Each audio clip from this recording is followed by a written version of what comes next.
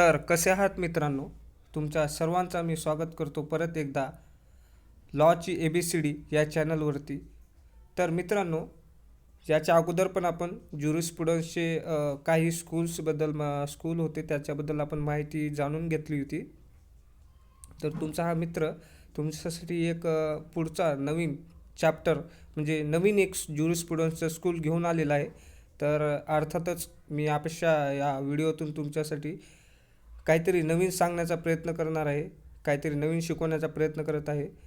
तरी आशा बाळगतो की तुम्हाला यातून नक्कीच फायदा होईल. आणि जर तुम्हाला असं वाटत असेल की या व्यतिरिक्त पण तुम्हाला या स्कूल्सबद्दल म्हणजे कोणता आज शिकणार आहोत आपण, नॅचरल लॉ स्कूल. तर या स्कूलबद्दल काही जर तुम्हाला नवीन थॉट असतील किंवा मग काही चुकीचं वाटत असेल तर तुम्ही अर्थातच मला कमेंट बॉक्समध्ये सांगू शकता, कारण मी पण इथे शिकायला आलेलो आहे मित्रांनो. तर आशा बाळगतो की तुम्ही मला नक्कीच सपोर्ट कराल आणि हा व्हिडिओ नक्कीच उत्कृष्ट बनण्याचा मी पुरेपूर प्रयत्न करेन. तर मित्रांनो, चालू करूया. तर सर्वप्रथम आपण जाणून घेऊया की नॅचरल लॉ स्कूल म्हणजे आहे तरी काय. तर जसं याच्या शब्दाच्या अर्थामध्येच आपल्याला समजते की नेचर म्हणजे काय, झाडे, वनस्पती, म्हणजे एव्हरीथिंग, सगळंच काही हे निसर्गानं बनवलेलं आहे आणि सगळ्या गोष्टी या निसर्गातर्फेच निसर्गाच्या अवलंबूनच आहेत. या सगळ्या गोष्टी कुठे ना कुठेतरी निसर्गाचे अटॅच आहेत. त्याचप्रमाणे जसं निसर्गाचे काही रूल्स असतात की जसं उत्क्रांतीचा नियम किंवा मग बदलाचा नियम किंवा मग म्हणजे काही निसर्गाकडून आपल्याला काहीतरी आपण निसर्गाकडून शिकत असतो. त्या शिकलेल्या गोष्टीपासून एक लॉ तयार होतो. म्हणजे जंगलामध्ये पण काय म्हणतात, जंगलामध्ये बघायला गेलं तर कॉन्स्टिट्यूशन, IPC किंवा मग CRPC, CPC या गोष्टी नसतात, तरी पण ते जगत असतात, कारण त्यांचे स्वतःचे काहीतरी बनवलेले नियम असतात ज्या बेसवर ते निसर्गावर अवलंबून असून ते काहीतरी एक निसर्गाच्या नियमावर बांधले गेलेले असतात, ज्यामुळे ते म्हणजे दिवसभराचे जडणघडण असू द्या किंवा मग बऱ्याचशा गोष्टी असतात ते करत असतात. तर आपण समजू शकता की निसर्ग स्वतःमध्येच एक नियम तयार केलेला आहे की जे डायरेक्टली किंवा अनडायरेक्टली अनरिटन म्हणजे न कुठेही लिहिता किंवा मग काय ओरली एकमेकाला न सांगता पण ते एकमेकाच्या सोबत राहून राहून ते एकमेकाला ते फॉलो करत असतात आणि एकमेकाला ते समजून सांगत असतात. तर आपण तेच आज बघणार आहोत मित्रांनो की नॅचरल लॉ स्कूल आपल्याला काय शिकवत असते. नॅचरल लॉ स्कूल म्हणजे अर्थात आहे काय, नॅचरल लॉ स्कूल म्हणजे त्याच्यामध्ये कोणते कोणते फाउंडेशन होते, निसर्गाचे नियम आपलं कशा प्रकारे आत्मसात केले पाहिजे होते, कशा प्रकारे आत्मसात केले होते, या सगळ्या गोष्टींच्या आपण निसर्ग जे नॅचरल लॉ थेरी आहे ती नॅचरल लॉ थेरी आपण का स्वीकारली नाही, म्हणजे कोणते असे रिझन होते की ज्या बेसमुळे आपण ती नॅचरल लॉ थेरी काही प्रमाणात ह्युमन सोसायटीमध्ये तेवढी फिट बसू शकली नाही, ज्यामुळे त्याचा आपण जास्त पुरेपूर जेवढा व्हायला पाहिजे तेवढा प्रकारे वापर करू शकलो नाहीत. या सगळ्या कोणते असे पॉईंट होते की ज्यामुळे natural law theory he criticise केली गेली, या सगळ्या गोष्टींचा अभ्यास आपण या व्हिडिओमध्ये करणार आहोत मित्रांनो. तर याच्या पुढे आपण बघू शकता पहिल्यांदा, तर मी काही क्वेश्चन काढलेले आहेत मित्रांनो, जे मला वाटले की घेणं गरजेचं होतं. मला जे वाटलं की जे नॅचरल लॉ स्कूलसाठी महत्त्वाचे आहेत त्या रिलेटेड मी काहीतरी क्वेश्चन काढले आहेत आणि त्याचा आन्सर शोधण्याचा प्रयत्न केला आहे. ते क्वेश्चन आणि त्यांचे आन्सर मी या व्हिडिओमध्ये पूर्ण बघू शकता आपण. तर सर्वप्रथम आपण बघणार आहोत की what is the nature school of jurisprudence, म्हणजे ज्युरिस्प्रुडन्समध्ये नॅचरल लॉ स्कूल म्हणजे आहे तरी काय. हा क्वेश्चन मित्रांनो तुम्हाला पण आला असेल की नॅचरल लॉ स्कूल म्हणजे आहे तरी काय, मेन म्हणजे आपण शिकायला पण याचा अर्थ काय, कशासाठी शिकायला, हे आपल्याला सर्वप्रथम समजल्याशिवाय आपण याच्या पुढं शिकणं मुश्किल जाते. त्यामुळे सुरुवातीला आपण हे क्वेश्चन मला आला होता ते मी तुम्हाला त्याच्याबद्दल एक्सप्लेनेशन करणार आहे. Natural law is the philosophy of law जी काही फिलॉसॉफी आहे फिलॉसॉफरने केलेली, ती law focus on the law of nature. म्हणजे काय नेचरची जी काही नेचरकडून जे काय आपण शिकलेलो आहोत त्यांच्याकडची जी काही फिलॉसॉफी आहे त्यांच्यावर सगळ्यात जास्त नॅचरल लॉमध्ये फोकस केलेलं आहे. This is school of jurisprudence represent the belief that they are inherent म्हणजे काय म्हणतात जेनेटिकली, म्हणजे कुठून कृत्रिमरित्या शिकल्या नाहीत, ते शरीरामध्ये ॲटोमॅटिक म्हणजे जसं की आई वडिलांचे गुणसूत्र मुलामध्ये असतात. हे आपण कुठून शिकत नाही, काही गोष्टी आपल्याला जन्मजात आत्मसात किंवा मग ब्रेनमध्ये ॲटोमॅटिकली फीड केलेले असतात. आपण समजू शकता की जसं आपण काही मोबाईल वगैरे कोणताही मोबाईल स्मार्टफोन किंवा कोणता हँडसेट वगैरे असू द्या, मोबाईल घेतल्यानंतर काही फीचर्स हे कंपनीकडून इनबिल्ड असतात, ते कंपनीकडूनच फिट करून दिलेले असतात. त्याला आपल्याला वेगळ्या प्रकारे डाउनलोड करण्याची इन्स्टॉल करण्याची काही गरज नसते. ते ॲटोमॅटिकली ते कंपनीकडून आपल्याला दिले गेलेले असतात आणि ते नाही डिलीट होतात ना कोणत्याकडून ॲप्लिकेशनद्वारे ते इन्स्टॉल करायची गरज असते. ते कंपनीकडून आपल्याला दिले गेलेले असतात. अशाच प्रकारे काही ज्युरिस्प्रुडन्समधले नॅचरल लॉची थेरी हे इनहेरंट असतात, जे कधीही बदलू शकत नाहीत किंवा मग ते काढून टाकता येत नाहीत. तर काय म्हटलेलं आहे, inherent law that is common to all societies. जे काही सोसायटीमधले सगळ्या सोसायटी, जेवढ्या काही सोसायटी आहे, स्कूल आहे, जे काही गोष्टी आहेत त्या सर्व गोष्टींमध्ये ते कॉमन असतात. काहीतरी त्याच्यामधले सारखेपणा असते. त्यानंतर आपण बघणार आहोत natural law is also known as a moral law, divine law. Natural लॉला आपण मोरल लॉसुद्धा म्हणू शकतो. मोरॅलिटी म्हणजे माणुसकी वगैरे वगैरे या सगळ्या गोष्टी डिवाइन लॉसुद्धा म्हणू शकतो. नॅचरल लॉला दोन नावं दिलेत मित्रांनो इथं, मोरल लॉ आणि divine law. The law of the God, law of the reason, law of the nature, universal law and unwritten law.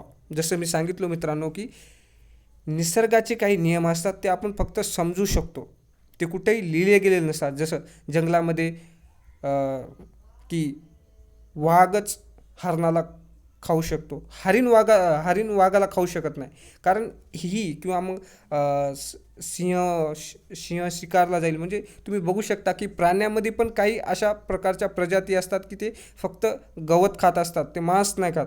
काही प्रकारचे प्राणी असतात की ते मांस खातात, ते गवत नाही खात. आता हे जे हा जर बघायला गेलं तर दोन्ही प्राणीच आहेत, पण काही गवत खातात आणि काही शिकार करतात.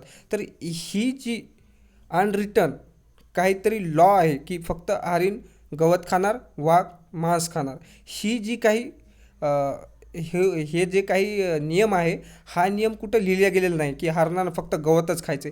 हा नॅचरली जेनेटिकली ते एकमेकावर अवलंबलेले आहेत. जेनेटिकली काहीतरी अशा गोष्टी असतात की ते कुठेही लिहिल्या गेल्या नसल्या तरी ते वर्षानुवर्ष म्हणजे चालूच असतात. त्या गोष्टींचा त्यांच्यावर किती मोठा प्रभाव असतो आणि त्याला आपण नॅचरल लॉ म्हणून समजून घेऊ शकतो. तर अर्थात मित्रांनो या मुद्द्यामधून तुम्हाला समजलं असेल की मी तुम्हाला काय सांगण्याचा प्रयत्न करत आहो. तर पुढं बघू शकता आपण की नॅचरल लॉ जे आहे त्याची हिस्ट्री काय होती, म्हणजे पास्ट कोणतीही गोष्टीची पास्ट हिस्ट्री असल्याशिवाय प्रेझेंट असणं शक्य नाही. तर आपल्याला पहिले त्याचे मुळं बघावं लागतील, नंतर आपल्याला खोड बघावं लागेल, नंतर मग त्याचं जे काही झाडाचं टॉप वगैरे आहे ते बघता येईल. तर त्यासाठी आपल्याला हिस्ट्री महत्त्वाची आहे मित्रांनो. तर natural law was the entirely defined by ancient Greek. म्हणजे जे काही ॲन्शियंट ग्रीक फिलॉसॉफर होते ॲरिस्टॉटल आणि प्लोटो. तर आपण बघू शकता की ॲरिस्टॉटल आणि प्लोटो हे दोन खूप महत्त्वाचे फिलॉसॉफर होऊन गेले होते. ॲन्शियंट ग्रीक फिलॉसॉफर होऊन गेले होते. यांनी फाउंडेशन केली, म्हणजे यांनी जाणून घेतलं की नेचर आपल्याला काय शिकवत असते, नेचरचे जे काही रूल्स असतात ते कशा पद्धतीने असतात आणि ते आपल्या ह्युमन सोसायटीमध्ये आपण कशा प्रकारे लॉ त्याद्वारे आपण क्रिएट करू शकतो. या सगळ्या गोष्टी आपल्याला म्हणजेच फिलॉसॉफर ऑफ ज्युरिस्प्रुडन्सचे फाउंडेशनसुद्धा म्हटले जाते. ॲरिस्टॉटल यांना आणि प्लोटो हे दोन तत्त्वे ते फिलॉसॉफर होऊन गेले, त्यांनी आपल्याला ही नॅचरल लॉ थेरी दिलेली आहे. तर त्यामध्ये आपण बघू शकतो की Plato did not have theory on the natural law. However, some of his theories involved concept and natural law. On the other hand, Aristotle focused on the distinction between law and nature. म्हणजे जे काय प्लेटो होते यांनी आपल्याला कोणती natural लॉची theory दिली नाही, पण ॲरिस्टॉटल यांनी पूर्ण फोकस केलं होतं कोणत्या लॉ आणि नेचर. म्हणजे जे काही नियम असतात, नियमावली असते आणि नेचरची नेचरने आपल्याला काय गोष्टी शिकवल्या आहेत त्या आणि नियमावली या दोन्हींचा आपल्याला जडणघडण आपल्याला ॲरिस्टॉटल सरांनी फिलॉसॉफरनी दिलेली आहे. ते आपण याच्यातून बघू शकता. हीच गोष्ट पास्ट हिस्ट्री बनली नॅचरल लॉ स्कूलसाठी. त्यानंतर आपण बघू शकता की कोणत्या कोणत्या गोष्टी आपल्याला दिलेल्या आहेत. Who are the proponent of natural school of jurisprudence. तर थॉमस हॉब्स 1558 ते 1679. All thought the suggest that the sovereign should be bound by natural law. तर थॉमस हॉब्स आपल्याला काय म्हणतात, suggest all thought the suggest, त्यांनी काय आपल्याला suggestion दिलं होतं, sovereign should be bound by. Sovereign जोडले गेलेलं आहे नॅचरल लॉशी. It is only moral duty. म्हणजे काय म्हणतात की नॅचरल लॉ जे आहे ती फक्त मॉरल ड्युटी आहे. ती कुठंही काय म्हणतात फंडामेंटल ड्युटी नाही. म्हणजे ती मॉरली असू शकते. म्हणजे की करायचं तर करा, नाही तर नका. करायची इच्छा नाही, करायची इच्छा असेल तर नका करू. ती मॉरली आहे. म्हणजे मानसिकता आहे. ती मानसिकता आपल्याला समजून घेता आली पाहिजे. तर नॅचरल लॉ ही मॉरल ड्युटी आहे, ही फंडामेंटल ड्युटी नाही. It would therefore be apparent the Hobbes used the theory of the natural law support the sovereign absolute authority. He advocate a declared order. म्हणजे ते काय म्हणतात की थॉमस हॉब्स यांच्या मते जे नॅचरल लॉ थेरी आहे ती सावरीनला सपोर्ट करत होती. म्हणजे सावरीन म्हणजे कसं की मित्रांनो, एखादा कमांडर असतो. कमांडरनं जी ऑर्डर दिली ती ऑर्डर पूर्ण झाली, ती केलीच पाहिजे. ते महत्त्वाचं असतं मित्रांनो. आणि ते काय म्हणतात, ॲडव्होकेट डिक्लेअर्ड ऑर्डर. एखाद्या ॲडव्होकेटने जी एखाद्या जजनी जी एखादी ऑर्डर दिली तर ती कोणत्याही हालतमध्ये कोणत्याही रिझन न ऐकता ती ऑर्डर पूर्ण झाली म्हणजे झालीच पाहिजे. तर हे अशा प्रकारची सॉव्हर्निटीची थॉट प्रोसेस आपल्याला थॉमस हॉब्स यांनी दिली होती. तर तेच नॅचरल लॉ थेरीमध्ये जसं की काही गोष्टी असतात की त्या गोष्टी झाल्या म्हणजे त्यांना कोणतंही रिझन नाही पाहिजे की का नाही झाल्या वगैरे वगैरे. ती गोष्ट ऑर्डर दिली त्या गोष्टीचा अवलंब झाला म्हणजे झालाच पाहिजे. त्याच्यामध्ये कोणतेही एक्सक्यूज नाही. आणि या गोष्टीचं आपल्याला सांगत होते थॉमस हॉब्स यांनी. तर पुढं आपण बघू शकता, who is the father of natural schools of jurisprudence. तर मी जसं याच्या अगोदर पण सांगितले की Aristotle considered to be founding father of the natural law school and give his theory very solid ground so that it could develop naturally. तर Aristotle जे खूप मोठे ग्रीकचे एन्शियंट ग्रीक हिस्ट्रीतले एक खूप मोठे फिलॉसॉफर होऊन गेले होते. त्यांना आपण नॅचरल लॉ स्कूलचे फाउंडिंग फादरसुद्धा म्हणू शकतो.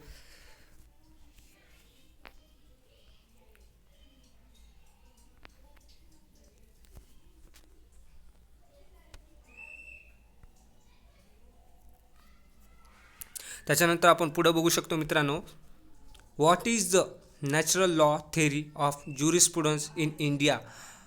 इंडियामध्ये ज्युरिस्प्रुडन्सवर नॅचरल लॉचा प्रभाव कशा प्रकारे होता, की नॅचरल लॉ थेरी इंडियामध्ये कशी अवलंब केली होती, नॅचरल लॉ थेरी इंडियामध्ये कोणत्या प्रकारे आपण बघू शकता. तर काय म्हटले आहे, the principle of natural law are based upon the morality and good conscience of the person. म्हणजे इंडियामध्ये नॅचरल लॉ थेरीचा उदय कसा झाला होता, based upon the morality and good conscience. मोरॅलिटीच्या बेसवर आणि गुड कन्सायन्सच्या बेसवर पर्सनवरती ती अवलंबली जात होती. आणि काय म्हटलेलं आहे, thought the decision based upon the one belief and morality and good conscience can not be challenged a court of law, but if such moral belief are against the social goods in negates the purpose of the theory. म्हणजे की याच्यामध्ये आपल्याला इंडियामध्ये आपण बघू शकता की इंडियामधल्या natural law थेअरीचा base होता कोणता, मॉरॅलिटी अँड गुड कन्सायन्स या बेसवर पर्सन म्हणजे जी काही सोसायटीमध्ये होती त्यामध्ये ही उदयास आली होती, त्यामध्ये ती अवलंबली गेली होती कोणत्या दोन गोष्टी, मोरॅलिटी आणि गुड कन्सायन्सवर. तर त्यानंतर आपण बघू शकता की what are the features of the natural law theory. म्हणजे नॅचरल लॉ थेअरीचे कोणते फीचर्स होते, त्याच्यामधून आपल्याला काय घेण्यासारखं होतं, कोणत्या गोष्टी आपण घेतल्या होत्या, या सगळ्या गोष्टीचा आपण अभ्यास याच्यामध्ये बघू शकता.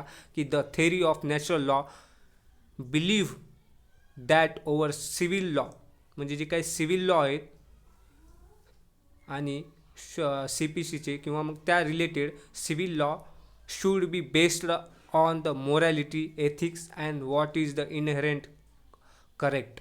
म्हणजे काय सांगितलं आहे मित्रांनो, बऱ्याच वेळा या मोरॅलिटीचा आणि नॅचरलचा संबंध म्हणजे आपण बघू शकता की काही गोष्टी आता नॉर्मली मी एक उदाहरण देतो मित्रांनो, की आपल्या रस्त्याने चालत असताना नदी वगैरे पुलावरती आपण बघू शकता की एखादा माणूस बुडत आहे. बुडत असताना जर आपण तिथं जाऊन त्याला वाचवणं हे मोरॅलिटी आहे, पण त्याला वाचवायलाच पाहिजे हे कोणता तो लॉ नाही आहे. कारण तुम्हाला पोहणं येते किंवा तुम्हाला पोहणं येत नाही किंवा मग तुम्हाला वाचवायची इच्छा आहे, वाचवायची इच्छा नाही, या सगळ्या गोष्टी आपल्याला कुठेतरी बांधल्या गेलेल्या आहेत, पण आपण त्याला वाचवायलाच पाहिजे हा कोणता तो लॉ नाही आहे. त्यामुळे मोरॅलिटी आणि लॉचा कसा संबंध येतो या उदाहरणातून आपण बघू शकतो की एखादा मुलगा कोणी पण वाचत आहे, नदी म्हणजे बुडत आहे, तर आपण तिथं जाऊन त्याला वाचवायलाच पाहिजे असा कोणता लॉ नाही आहे. पण तुम्ही त्याला वाचू पण शकता, ही तुमची मोरॅलिटी आहे, तुमची नैतिकता आहे की तुम्ही त्याला वाचवायला पाहिजे की नाही. त्यामुळे काय म्हटलेलं आहे की एथिक्स म्हणजे जे काही तुमचे एथिक्स असतात, एथिक्स म्हणजे की काय चांगल्या गोष्टी करायला पाहिजे, पॉझिटिव्ह गोष्टी करायला पाहिजे, त्या सगळ्या एथिक्समध्ये येतात. आणि मोरॅलिटी आणि एथिक्स आणि इनहेरेंट करेक्ट म्हणजे काहीतरी नॅचरली तुमच्या ॲटोमॅटिकली, जसं मी सांगितलं होतं पहिले पण त्या मोबाईलच्या उदाहरणामधून, की इनहेरेंट करेक्ट असल्या पाहिजे या सगळ्या गोष्टींचा आपण this is the contrast that is called as a positive law. म्हणजे या सगळ्या गोष्टींचा आपण पॉझिटिव्ह लॉ म्हणून ओळखलं जाते किंवा ह्युमन लॉ म्हणून सुद्धा ओळखलं जाते. या सगळ्या गोष्टींना आपण पॉझिटिव्ह लॉ आणि ह्युमन लॉ म्हटले जाते, which is the defined by the status of common law and may or may not reflect the natural law. म्हणजे या दोन्ही गोष्टीचा, कोणत्या, पॉझिटिव्ह लॉ आणि ह्युमन लॉ, या ज्या दोन्ही गोष्टी आहेत यांचा रिफ्लेक्शन म्हणजे यांचं जे काही आरशामध्ये आपण म्हणत असताना आपलंच स्वतःचं रिफ्लेक्शन असते, तसंच या दोन गोष्टीचं रिफ्लेक्शन आपण नॅचरल लॉ जे काय आहे याच्यामध्ये आपण बघू शकता, हे आपल्याला याच्यात सांगितलं गेलेलं आहे. त्यानंतर बघणार आहोत मित्रांनो की what is the nature natural law in jurisprudence. म्हणजे की नॅचरल लॉचा आणि ज्युरिस्प्रुडन्सचा कोणता असा काय संबंध आहे किंवा मग काय आहे बा नॅचरल लॉ ज्युरिस्प्रुडन्समध्ये. तर natural law is the moral theory of jurisprudence. म्हणजे नॅचरल लॉ जी आहे ते मोरल थेअरी आहे, जी काही एक असं नाही की ती बाउंडेडच आहे की करायला पाहिजे म्हणजे करायला पाहिजे, ही तुमची एक स्वतःची एक मानसिकता, काय म्हणतात ते हे आहे, करायची तर एखादी गोष्ट करायची असेल तर करू शकता, नाही करायची नाही करू शकता. म्हणजे ती करण्यासाठी पूर्ण बाउंडेडच नाही की ते लॉ, त्याच्यासाठी एक स्पेशल कोणता लॉ नाही आहे की तुम्ही करायची तर करायलाच पाहिजे. ती तुमची एक स्वतःच्या इच्छेवर आहे की तुम्ही करू शकता, नाही करायची तर नाही करू शकत. म्हणजे याच्यावर काही असं पूर्ण करायलाच पाहिजे असं कोणती पॉवर दिलेली नाही आहे. The often status that law should be on the basis of ethics and morals. म्हणजे एथिक्स आणि मोरल या दोन गोष्टीवरती त्या दोन गोष्टीवरती उभी आहे, बेसवर त्या दोन गोष्टीच्या. तर this is law also state that law should focus what the correct, म्हणजे काय चुकीचं आहे किंवा काय बरोबर आहे या गोष्टीवरती आधारलेली आहे. In addition natural law was the found by human on their disposition of reasoning and choosing between goods and bad. म्हणजे नॅचरल लॉ आपल्याला काय सांगते मित्रांनो ज्युरिस्प्रुडन्समध्ये, की काय चांगलं आहे, गुड काय आहे आणि बॅड काय आहे, चुकीचं काय आहे, बरोबर काय आहे, मोरॅलिटी काय आहे, इथिक्स काय आहे, या सगळ्या गोष्टी, करेक्ट काय आहे, करेक्ट काय, राईट काय आहे, रॉंग काय आहे, करेक्ट काय आहे आणि अनकरेक्ट काय आहे, या गोष्टींचा जो काही मधामध्ये जे चुकीचं काय बरोबर काय या दोन गोष्टीमधला जे डिफरन्स आहे ते आपल्याला नॅचरल लॉ स्कूल सांगत असते. कोणत्याही आपण गोष्टीमध्ये किंवा मग कोणतीही सिच्युएशन असू द्या, यामध्ये आपण जेव्हा करेक्ट राईट आणि रॉंग किंवा मग अनकरेक्ट करेक्ट किंवा मग बॅड आणि गुड याच्यामध्ये जेव्हा डिफरन्स करू शकता आणि ते पण मोरॅलिटीच्या बेसवर, एथिक्सच्या बेसवर आपण जेव्हा विचार करत असता, त्या टाईमला तेथे नॅचरल लॉ स्कूल्स आपल्याला ज्युरिस्प्रुडन्समधला अर्थातच मदत करू शकते. हे आपल्याला याच्यातून सांगितलं गेलेलं आहे मित्रांनो. त्यानंतर आपण बघणार आहोत ॲडव्हान्टेज, म्हणजे कोणते ॲडव्हान्टेज होते नॅचरल लॉ स्कूलचे, ज्यामुळे त्या नॅचरल लॉ स्कूलचा आपल्याला फायदा होत होता. तर ते बघणार आहोत आपल्या मित्रांनो. It is the based on the reasoning, जे काही विचारसरणी आहे, रिझनिंग आहे, and not revolution. This is allow making the possible for everyone to follow the principle. It is the universal and absolutes, म्हणजे काही युनिव्हर्सल ट्रूथ असते, जे काही पूर्ण सगळ्या पृथ्वीवर जे काही सत्य आहे, absolutes. So it is the always relevant, म्हणजे कुठे ना कुठे तरी ते एकमेकाला जोडले गेलेलं आहे, रिलेव्हंट आहे. आपण त्याच्यासोबत कंपॅरिझन किंवा मग आपण त्या समजू शकता की रिलेटिव्ह आहेत, म्हणजे काहीतरी ही सगळ्या गोष्टी कशा आहेत मित्रांनो, की एखाद्या उदाहरणाद्वारे मी समजून सांगू शकेल तर तुम्हाला, काही वेळा काही सिच्युएशन आपल्या लाईफमध्ये अशासुद्धा येतात की ज्यामुळे आपण म्हणता की अरे हे माझ्यासोबत पण झालं होतं. तर एखाद्या वेळेस उदाहरण द्यायचं म्हणजे तर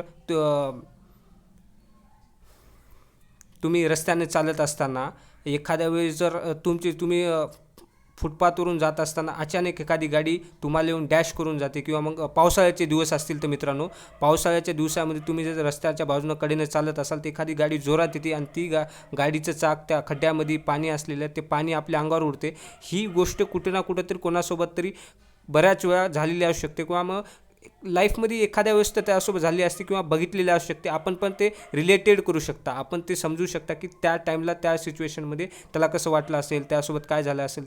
त्या गोष्टी आपल्यासोबत पण कुठे ना कुठे झालेल्या असतात किंवा लाईफमध्ये कुठे ना कुठे तरी आपण बघितलेल्या असतात.